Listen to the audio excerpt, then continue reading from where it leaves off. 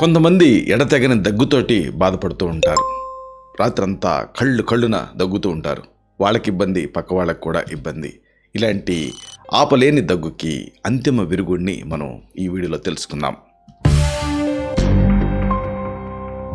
మిత్రులారా నమస్కారం. నేను మీ డాక్టర్ చిరుమామిళ్ళ మురళీ మనోహర్. ఈ వీడియోలో ఒక అద్భుతమైనటువంటి విషయాన్ని మనం తెలుసుకోబోతున్నాం.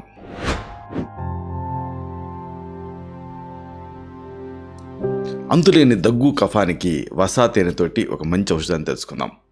ఒక గోధుమ గింజ అంత బరువు ఉన్నటువంటి అంటే ఒక చిటికెడంత వసవేరు పొడిని తీసుకోండి. అంటే వసవేరుని పొడి చేసి సిద్ధం చేసుకోండి.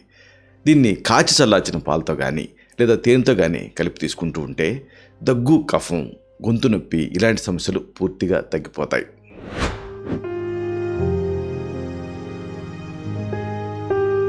దీర్ఘకాలపు దగ్గు, గొంతులో నస ఇలాంటి వాటిని తగ్గించుకోవడానికి వసవేరుతో తయారు చేసే ఈ ఆయుర్వేద ఔషధం గొప్ప ఫలితాన్ని ఇస్తుంది. దీన్ని తయారు చేసుకోవడానికి కావాల్సింది ఒక చిన్న వస మొక్క, అలాగే పాలు, ఇంకా తేనె. ఈ ట్రీట్మెంట్ విధానాన్ని ఎలా పాటించాలి అనేది మీరు తెలుసుకోవాలి.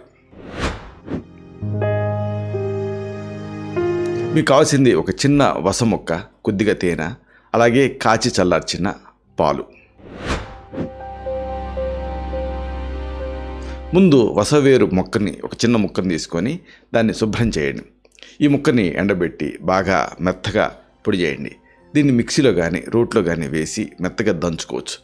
పొడి చేసేటప్పుడు చాలా చిన్న ముక్కనే వాడాలి, ఎందుకంటే వస చాలా శక్తివంతమైంది, అందుకే ఉగ్రగంధ అని పేరు.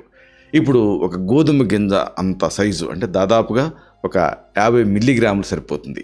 ఈ వస పొడిని తగినంత తేనెతో ముద్దగా చేసుకోండి. తేనెని వాడటం ఇష్టం లేకపోతే కాచి చల్లార్చిన పాలు కూడా వాడచ్చు. ఈ మిశ్రమాన్ని రోజుకి 1 లేదా 2 సార్లు తీసుకుంటూ ఉంటే దగ్గు, అలాగే గొంతులో నస ఇలాంటి సమస్యలు తగ్గుతాయి.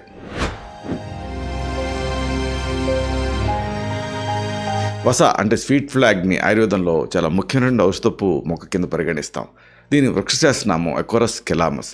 ఈ మొక్కలో ఉండే ప్రధాన రసాయన సమ్మేళనాలు ఆల్ఫా అసరిస్ అనేటటువంటిది ఒకటి, అలాగే బీటా అసరస్ అనేది ఒకటి, ఇంకా కోలిన్ అనేది ఒకటి, అలాగే కెలామస్ ఇలాంటివన్నీ ఉంటాయి. ఈ రసాయనాలకు చాలా శక్తివంతమైన ఔషధ గుణాలు ఉన్నాయి. ఇది ఒకటి శ్వాసనాళాల నుంచి వాటిలో ఉండేటువంటి ఆ కంజెషన్ని రిలీవ్ చేస్తుంది. వసలో ఉండేటువంటి ఆ అసరస్ అనేటటువంటి ఆ రసాయన సమ్మేళనం శ్వాసనాళ ఖండాలను సడలిస్తూ దగ్గు, ఆయాసం లాంటి సమస్యల నుంచి రిలీఫ్ని ఇస్తుంది. అలాగే కఫాన్ని తగ్గించడం కూడా దీని విధి.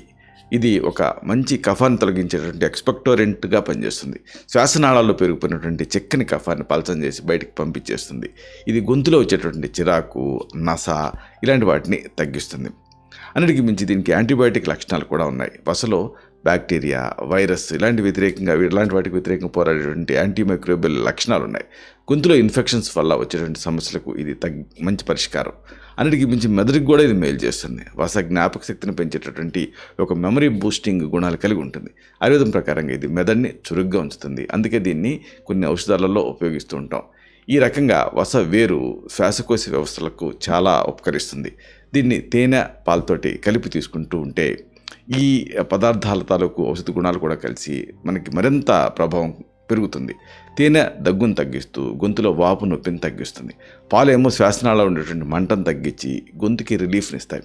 అయితే వస ఎక్కువ మొత్తంలో తీసుకుంటే వాంతులు, ఇతర దుష్ప్రభావాలు వచ్చే రిస్క్ ఉంటుంది. అందుకే గోధుమ గింజంతా అంటే దాదాపుగా 50 to 100 మిల్లీగ్రామ్స్ మాత్రమే వాడుకోవటం అనేది అవసరం.